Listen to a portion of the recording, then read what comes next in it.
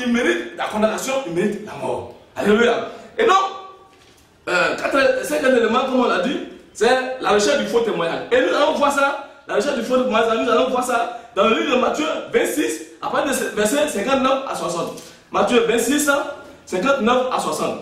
Les principaux sacrificateurs et tout le Sanhédrin c'est le conseil des Juifs. Comme on le dit, on dit conseil des ministres. Le conseil des Sanhédrins, des Juifs, on appelle ça le conseil des Sanhédrins. Et donc, les principaux sacrificateurs et tout le Sanhédrin cherchaient quelques faux témoignages contre Jésus suffisants pour le faire mourir. Mais ils n'en trouvaient point. Quoique plusieurs faux témoins se furent présentés afin qu'il en fut deux qui disent, celui-ci a dit, je peux détruire ce temple de Dieu et rebâtir en 3 jours. Mes frères, Jésus a dit détruire ce temple et en 3 jours je vais rebâtir. Ça là, c'est injure. Non. Mais les gens ont trouvé que, comme il a dit ça, il a blasphémé comme Dieu. Tant de Salomon, on n'a plus de 40 ans pour construire. Le petit là, il dit 3 jours là, il va détruire construire. C'est que lui là, il a blasphémé contre Dieu. Donc, voici quelques faux témoignages. Quand même que ce ne soit pas vrai. Donc, quand on n'aime pas ton affaire, on veut te détruire, on doit chercher quelque chose pour coller sur toi. Parce que sans ça, on ne peut rien faire. Je vous dis, l'origine de la mort, c'est pourquoi aujourd'hui, c'est sur la présentation de 2 ou 3 témoins qu'on condamne quelqu'un. Il ne peut pas avoir condamnation sans qu'il y ait témoignage au préalable. C'est impossible. Et donc, parce que les éléments qui nous sont bâtis sur Jésus, mes frères, pour nous aider. Oh! Pourquoi alors Dieu, qui est esprit dans le royaume, il s'est fait chair pour venir ici? Parce que l'homme intérieur, c'est-à-dire l'âme, est capable de quitter l'origine de la mort. C'est pas possible. Tu ne peux pas sortir des griffes du diable parce que la naissance charnelle là a fait qu'il a une domination, un contrôle légal sur ton âme. Tu ne peux pas quitter. C'est impossible. C'est pourquoi j'interpelle les chrétiens en général. Cherchez à connaître les actions du Père sur le Fils. Sinon, c'est que vous faites pour vous quitter en priant, gêner. Tu ne peux pas. Les actions charnelles n'ont pas d'impact sur ton âme. Non. Tu vas gêner. Tu vas devenir, tu vas maigrir jusqu'à, tu ne peux pas être délivré. C'est impossible. Non. Tu vas boire une, comme vaudou, comme fétiche. Tu ne peux pas être délivré. C'est impossible. Tu vas boire l'eau, tu vas te laver. Tu ne peux pas. Parce qu'aucune action charnelle ne peut dégager l'âme de l'origine de la mort. C'est pas possible. Je vous dis, c'est pas possible. C'est pourquoi quand même Jésus est venu, il était en conflit permanent avec les sacrificateurs. Parce que Jésus parle quelque chose de spirituel. Mais les pharisiens et les sacrificateurs, ils parlent de quelque chose charnel, des actions de Moïse. Alors que les actions de Moïse rendaient témoin du sacrifice spirituel. C'est pourquoi Jésus même a dit que Moïse a parlé de moi. Donc mes frères, il n'est pas question de rentrer dans les actions charnelles. Non, ça ne peut pas. On a donc eu un esprit en vérité. Et on est libéré par la foi. La foi vient de ce qu'on entend. C'est la connaissance des œuvres de l'esprit. Révéler à ton âme. Permet à l'âme d'avoir la foi. Qui est un don de Dieu qui te permet de triompher les actions de la chair. Afin d'être complètement dégagé et libéré. Tu adores Dieu dans ta pensée. La connaissance là devient une armure, une forteresse. Un bouclier pour ton âme. Afin d'être dégagé et être tranquille. Donc, le cinquième élément qu'on allons voir, c'est alors la mise à mort. Après la recherche du faux témoignage, c'est la mise à mort. Et la mise à mort, on trouve ça dans le livre de Matthieu, le chapitre 27, à partir du verset 50.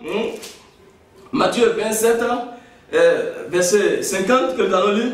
Jésus poussa, puisqu'il a été crucifié, ils ont décidé le sort. Le sort, c'est qu'il soit crucifié. Alors, la chose est accomplie et il a été crucifié. Et donc, on dit, Jésus poussa de nouveau un grand cri et il rendit l'esprit. C'est lui quoi? Il est mort. Mais je dis, quand quelqu'un est mort, on ne le laisse pas sur la croix. Donc la fin de la vie, la chose là, c'est le tombeau. 37 éléments, c'est le tombeau. Quelqu'un meurt, quelque chose, même un animal là, il faut l'enterrer. Donc la fin de toute vie charnelle, c'est la tombe.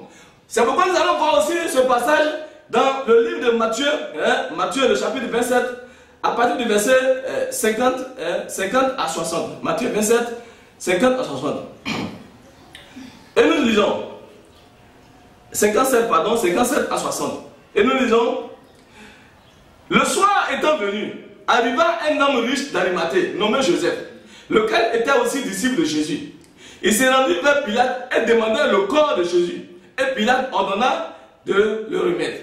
Joseph prit le corps, l'enveloppa d'un linceul blanc et le déposa dans un sépulcre neuf qu'il s'était fait tailler dans le roc. Puis il roula une grande pierre à l'entrée du sépulcre et il s'en alla. Et donc Jésus, il l'a enterré, c'est terminé. Voici comment l'homme finit sa vie. L'homme charnel, contrôlé par la naissance charnelle, qui est dirigé par le diable, avec les 7 éléments de la naissance, l'eau, le sang, le cordon ombilical, le placenta, le nom, le jour de la naissance et l'heure, dirigé par Satan, il va alors infliger avec les éléments qu'on appelle réunion, la victime, le plan d'action, l'adoption du plan d'action, la recherche du faux témoin, la mise à mort et le tombeau, permet à l'origine de la mort d'avoir un contrôle sur l'homme. Voici pourquoi, mes frères, quelqu'un, il meurt dans un accident, pas possible. Il va au village à son retour, pas possible. Quand tu vas demander les actions qu'ils ont posées là-bas, la jalousie a amené les gens à le détruire. Tu es là, ta vie ne peut pas avancer. Tu fais tout. Et tu es là, toujours. Ce sont des choses qui t'arrivent, tu ne comprends pas. C'est le plan d'action. Mes frères, quand tu commences à sentir ces choses, quand tu vois que ça ne va pas du tout, il faut rentrer dans ces actions. Ces éléments sont les éléments de prière. Ça ne vient pas de l'homme, ça vient du travail de Dieu. C'est pourquoi on dit, ce sont des choses que Dieu a préparées pour nous. La victoire qui triomphe du monde, c'est la foi. Or, la foi vient de ce qu'on entend. Ce qu'on entend vient de la parole. La foi ne vient pas de ce qu'on fait. Jamais. La foi ne vient pas des actions charnelles. Non. La foi vient de ce qu'on entend. Et ce qu'on entend vient de la parole de Christ. La description de la vie de Jésus. C'est pourquoi, comme on est né, on souffre. Jésus aussi est né. En naissant, il récupère les éléments de la naissance comme il vient de libérer, à savoir l'eau, le sang, le placenta, le cordon ombilical, le jour de la naissance, l'heure et le nom. Il récupère ça. Il se fait une substitution.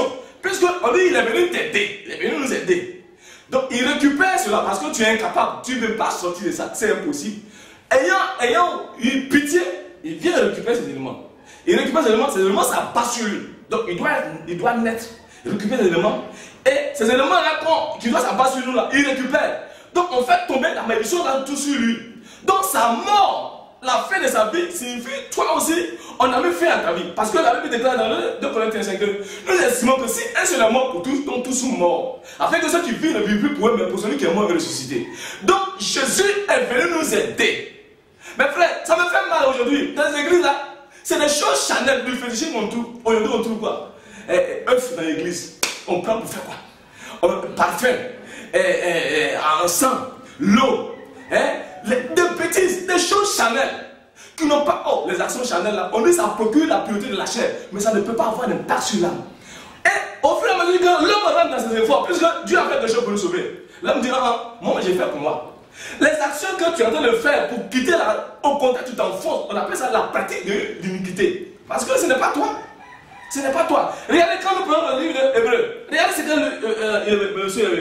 le Père est venu faire pour nous. Hébreu le chapitre 2. Quand Hébreu 2, à partir du verset 9. Écoutez bien la parole. Mais celui qui a été abaissé pour un peu de temps au-dessus des anges, Jésus, nous le voyons couronné de gloire et d'honneur à cause de la mort qu'il a souffert, afin que par la grâce de Dieu, il souffrit la mort pour tous. Oh mon frère, Jésus a souffert la mort pour toi. Il n'a rien fait pour mériter la mort. Il n'a rien fait pour mériter la souffrance. C'est ta souffrance qu'il a portée. Esaïe même 53 a dit que c'est nos malheurs qu'il a portés, nos péchés qu'il a portés. Et il s'est suicidé à nous. Il est devenu comme agneau. Agneau que Moïse a tué là. C'est de lui qu'il s'agit. Il a fait une substitution.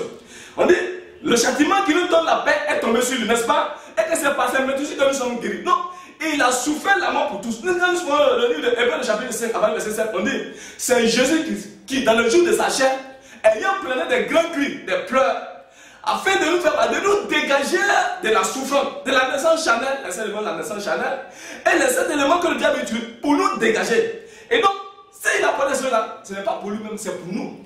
Et donc, on dit, mais celui qui a été abaissé pour un peu de temps, Jésus, au-dessus des anges, Jésus, nous le voyons couronné de gloire et d'honneur, à cause de la mort qu'il a souffert, afin que par la grâce de Dieu, il souffrit la mort pour tous. Il convenait, en effet, que celui qui est par qui, celui pour qui est par qui, toutes choses, tout sont toutes choses, et qui voulait conduire à la, et qui voulait conduire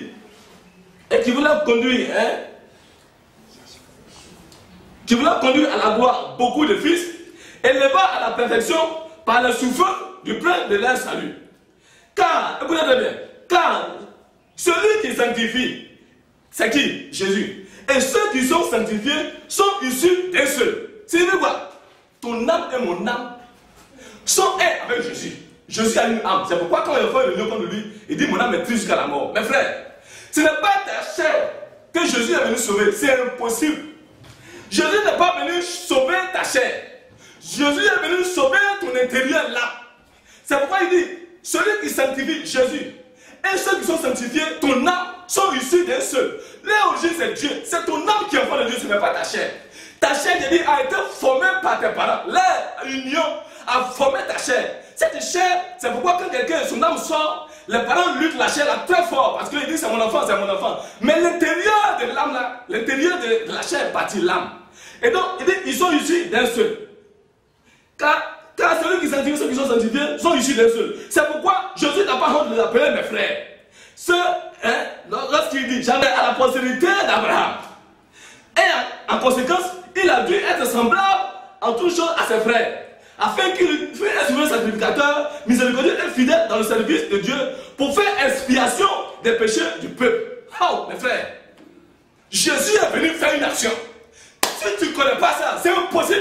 Tu vas lutter, tu vas gêner, tu vas pleurer jusqu'à tu vas pleurer du sang. Tu ne peux jamais être délivré. Les esprits de son origine, les démons, les sorciers, les fétichistes, ils vont te détruire, ils vont te tripoter, ils vont te malmener, ils vont t'assaillir. Tu ne pourras jamais quitter cette origine, je vous assure.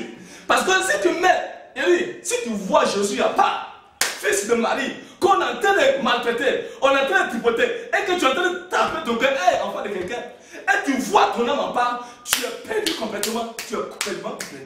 Puisque c'est pour toi qu'il souffre. C'est pourquoi il n'a pas dit, il n'a pas manqué de dire aux hommes, quand on l'a crucifié sur la croix à Golgotha, les gens commencent à taper la poitrine, à pleurer. Il dit, fils d'Israël, ne pleurez pas sur moi. Ne pleurez pas sur moi, pleurez sur vous pour vos enfants. Car si cela a été fait sur le bois vert, ce n'est pas sur le bois sec. Pourquoi? Parce que si tu ne connais pas les actions du Père sur le Fils, mes frères, c'est terminé pour toi. Et que tu te soucies que ta chair, c'est tes cuits. Et donc, mes frères, les éléments qu'on vient de numérer sont les éléments de la prière. Tu dois t'approprier de ça. Et avec ça, tu parles à ton Créateur. Et ta délivrance va s'opérer. Il y a un homme de Dieu, soit on ne peut pas te délivrer, jamais. C'est ta connaissance basée sur les actions du Père sur le Fils qui va concourir à ta délivrance, et à ton salut. Et tu vas connaître ça. Avec ça, tu prends pour prier. Ça là arrive. Ça là arrive. Jésus a pris ça. Je ne suis plus la victime de quelqu'un. Et le plan d'action là, tu as pris ça. Et la réunion, tu as pris ça. La mise à mort, tu as pris ça. Le tombeau, tu as pris ça. Quand tu prends ça et que tu parles, le Père, il est content. Il sait que c'est de lui que tu es en train de parler parce que ce sont ces actions-là qui doivent impacter ton âme. Et lui, il agit en même temps. Il agit. Et voici, comme le temps qui nous est imparti, c'est à sa fin. Et donc nous allons nous arrêter là, comme on continue. Donc mes frères, gardez ça en vous. C'est avec ça que vous devez prier pour être complètement libéré. Que la connaissance que vous vivez d'entendre soit la vie, un abri, une délivrance, frère, pour vos amis sur l'éternité. Je vous remercie. Que le Seigneur vous garde. Amen.